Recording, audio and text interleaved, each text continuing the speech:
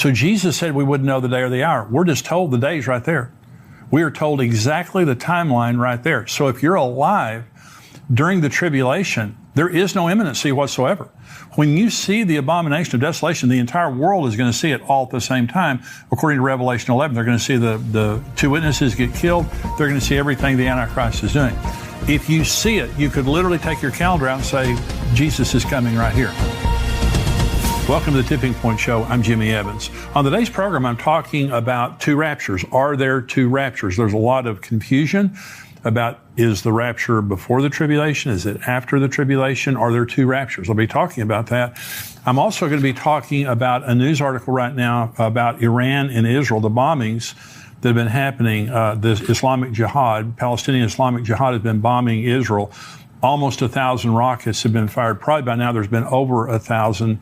This is a great escalation now in the battle, really the war between Israel and Iran's proxies. I'm going to be talking about my opinion about what's going to be happening. That's the subscriber portion. The teaching is going out to everyone, including YouTube, but the subscriber portion of the program today, I'm talking about that. I'm also answering questions from our subscribers. These are some of the questions I'll be answering.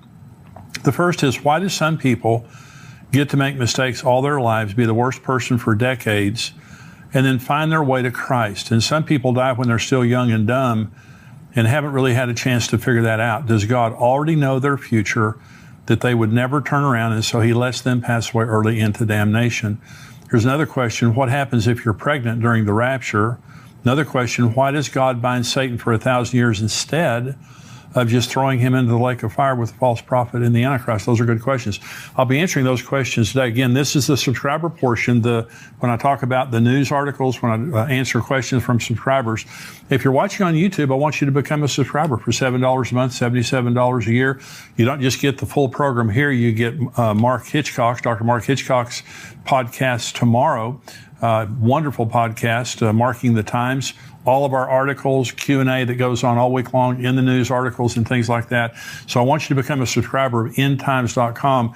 So the question today, this is actually a question from Becky. And I read her question, and what I wanted to do was just to unpack this fully and not answer it quickly. But here's Becky's question. Is Matthew 24 written in chronological order of events? The tribulation is mentioned prior to the verses that speak to the rapture. Reading it chronologically, it would make a good argument for a post-tribulation rapture. And Becky, I'm so glad that you asked that question, because this is something I needed to patiently talk about for a long time. And that's why I'm so glad you asked that question, so I can talk about this today.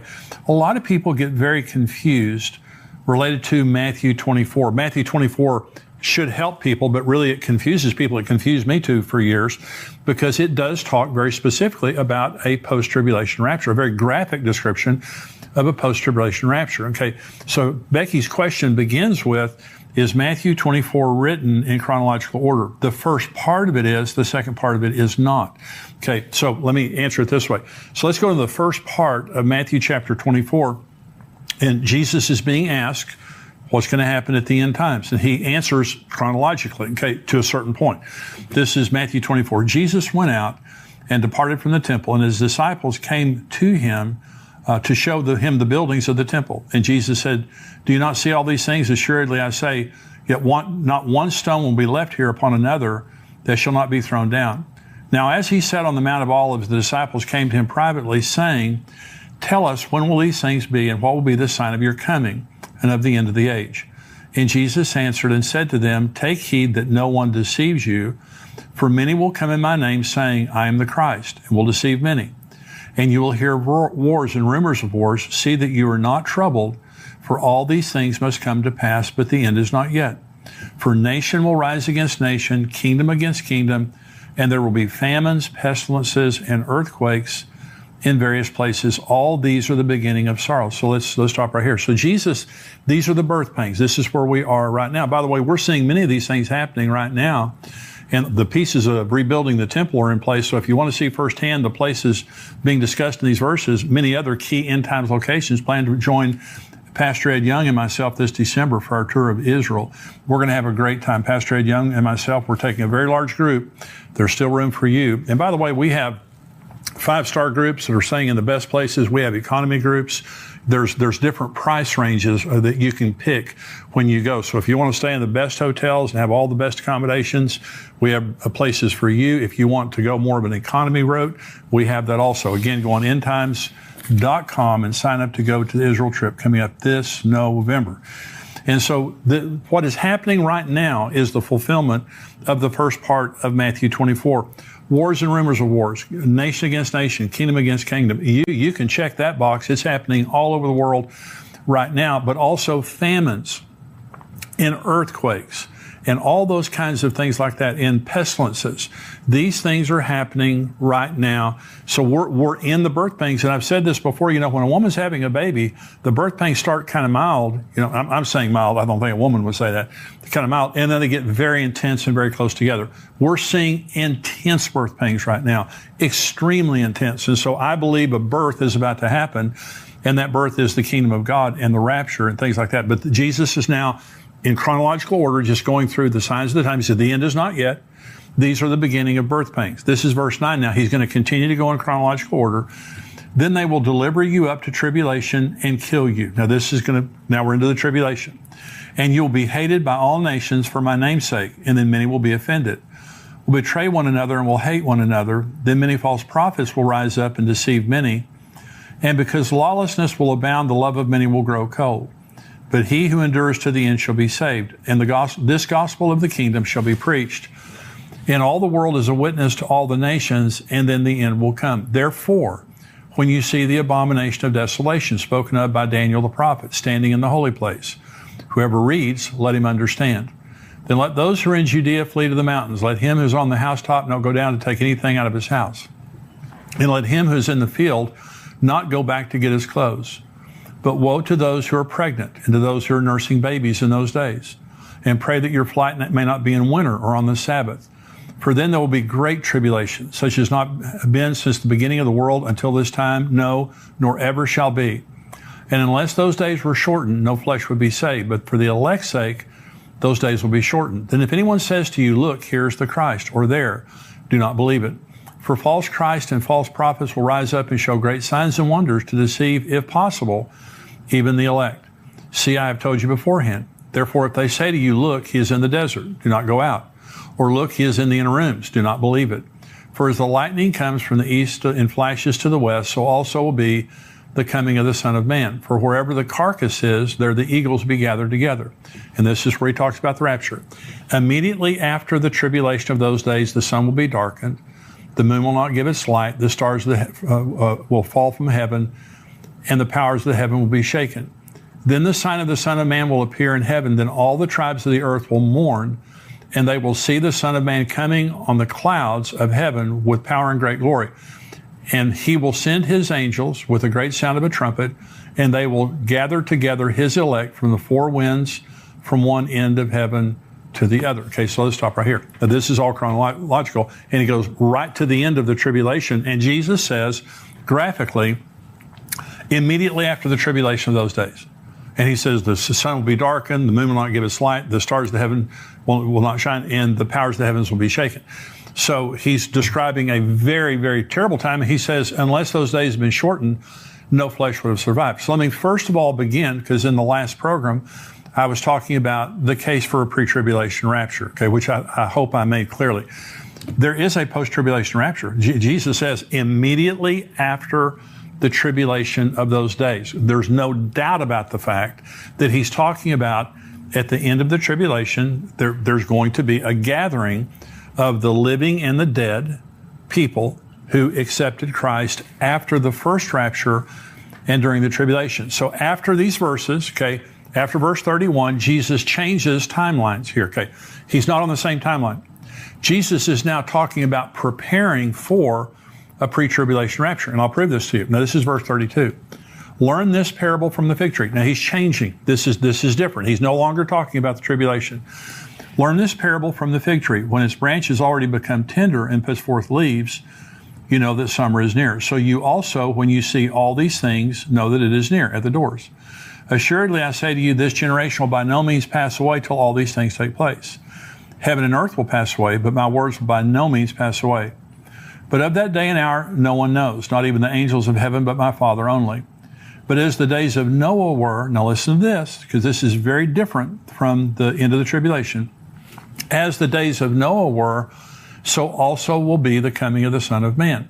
For as in the days before the flood, they were eating and drinking, marrying and given in marriage until the day that Noah entered the ark, and did not know until the flood came and took them all away. So also will the coming of the Son of Man be. 2 men will be in the field, one will be taken, the other left.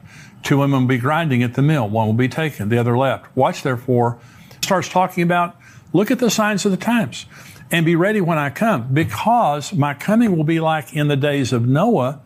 They were buying, selling, marrying, giving in marriage, business as usual. There is no business as usual at the end of the tribulation. Okay, there's a stark contrast. Listen to this verse. This is where Jesus talked about the tribulation.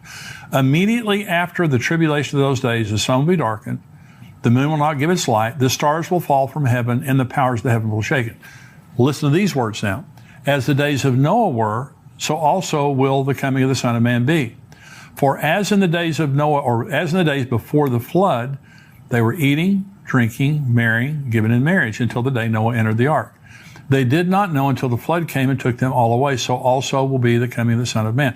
One of the most important doctrines concerning the rapture is imminency. Now, Jesus can come. I believe that some year Jesus is going to come during the Feast of Trumpets. I've talked about that before on the program, which happens in the fall of the year.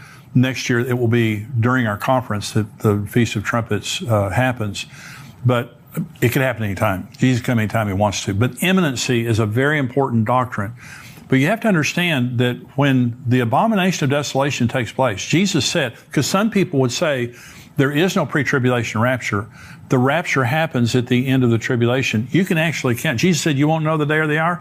You can actually count the days from the abomination of desolation till the second coming of Jesus. Let me show you in Scripture. Daniel 9:27 says this. This is Gabriel talking to Daniel. He shall confirm a covenant. The Antichrist shall confirm a covenant with many, Israel, for 1 week, for 7 years. But in the middle of the week, he shall bring an end to sacrifice and offering, and on the wing of abomination shall be one who makes desolate, even until the consummation which is determined is poured out on the desolate. Okay, there's going to be a 7-year covenant. The Antichrist is going to show up.